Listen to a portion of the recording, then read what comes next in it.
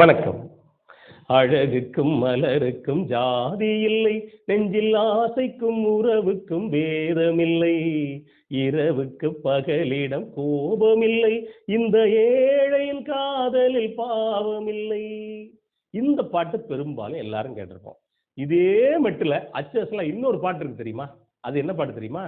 திங்களுக்கு என்ன இன்று திருமணமோ, சுற்றி திரிகின்ற தாரகை சீதனமோ. அது எப்படிங்க ஒரே மெட்டுல ரெண்டு பாட்டு வந்துச்சு அப்படின்னு தானே கேக்குறீங்க.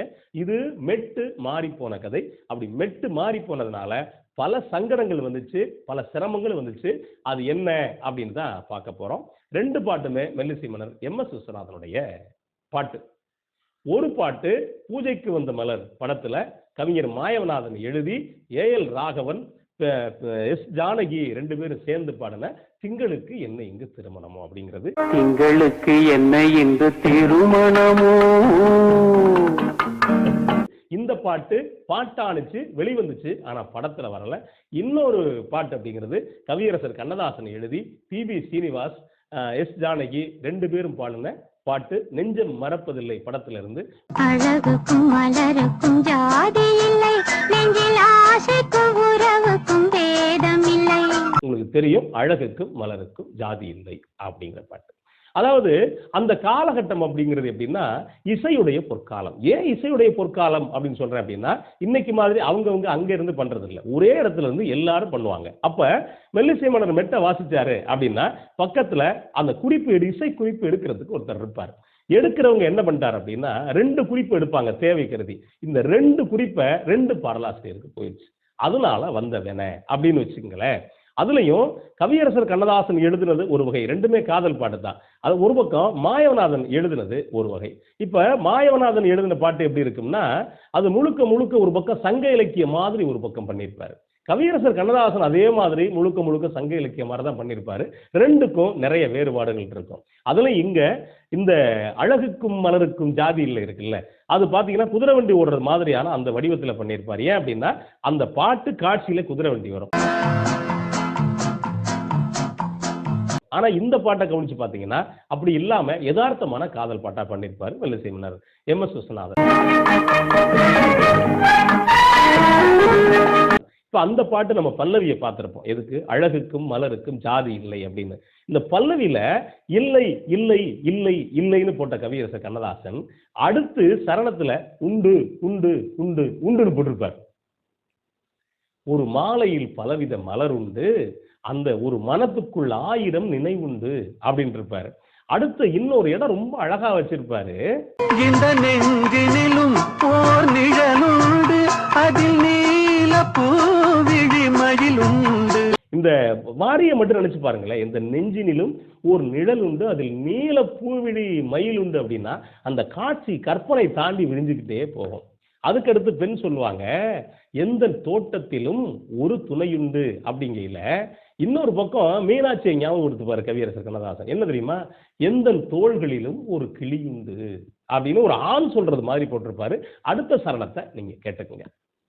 இப்ப இந்த பாட்டு இருக்கு இல்லையா, எது பூஜைக்கு வந்த மலர்ல வரக்கூடிய திங்களுக்கு என்ன இங்கு திருமணமோ அப்படிங்கிற பாட்டை அது என்ன வடிவத்தில் எழுதியிருப்பாருன்னா காதலன் காதலி ரெண்டு பேரும் உட்கார்ந்து இருப்பாங்க.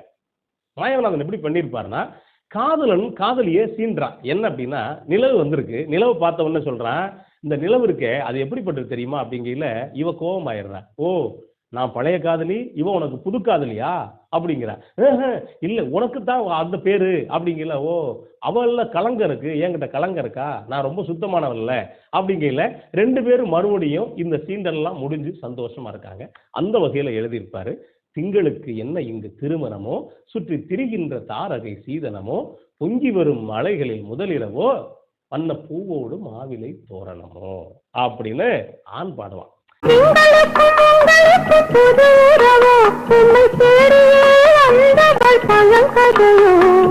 உடனே பெண் என்ன சொல்லுவா, அந்த திங்களுக்கும் உங்களுக்கும் புது உறவோ அப்படின்னா என்ன அர்த்தம்? நான் பழைய உறவு அப்படின்பா.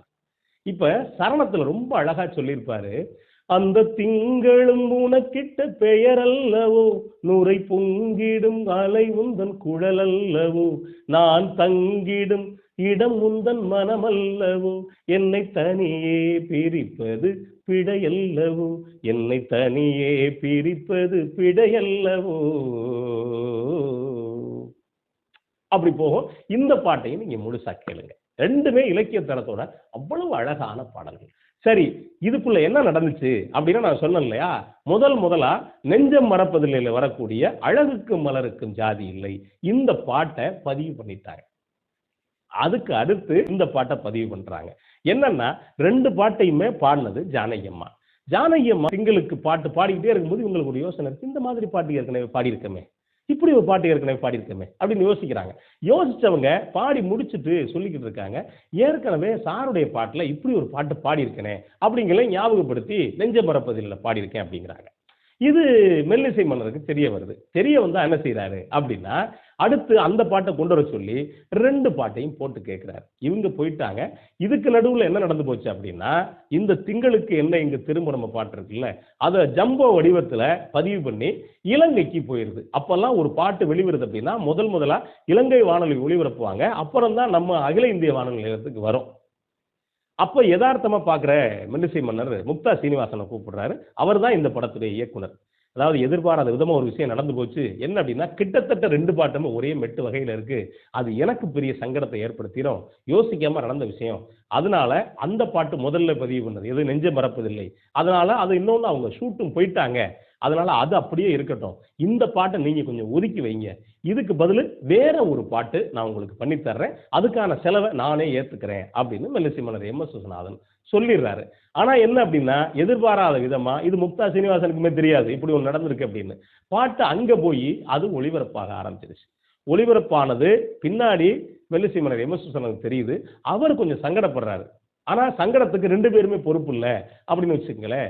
அதே நேரத்துல இந்த பாட்டு படத்துல வைக்கல அப்படின்னு மாயநாதனுக்கு தெரியுது. மாயநாதன் ரொம்பவே கோவப்படுறாரு. ஏங்க, இப்படி ஒரு பாட்டை நான் வேலை மெனக்கெட்டு ஒரு இலக்கிய தரத்தோடு எழுதி வச்சிருக்கேன், இந்த பாட்டை நீங்க பண்ணாம வேற பாட்டை பண்ணிட்டீங்களே அப்படின்னு அவரு கோவப்படுறாரு. இதுல யாரு மேலேயும் தவறு இல்லைங்க.